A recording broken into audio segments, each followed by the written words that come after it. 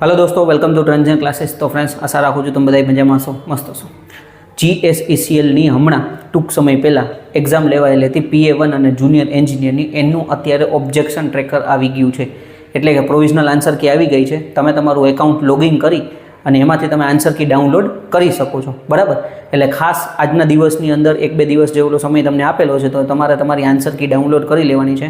પણ એમાં તમે જે આન્સર ટિક કરેલા છે એ નથી આપતા, ખાલી સાચા આન્સર છે એ જ આપણને આપે છે, બરાબર। તો એ પેપર તમે બધાય ડાઉનલોડ કરી લો, મિકેનિકલવાળા, ઇલેક્ટ્રિકલવાળા, ઇન્સ્ટ્રુમેન્ટ મિકેનિકવાળા, બરાબર, EC વાળા, અને મને પેપરની કોપી મોકલી દો તો ભવિષ્યમાં બીજા વિદ્યાર્થી મિત્રોને કામ લાગી શકે। એટલે જે કાંઈ પણ તમને અત્યારે પેપર તમારું આઈડી લોગિન કરી, તમારી યુઝર આઈડી ને પાસવર્ડની મદદથી તમારે લોગિન કરીને એમાં તમારે પેપર ડાઉનલોડ કરવાનું છે।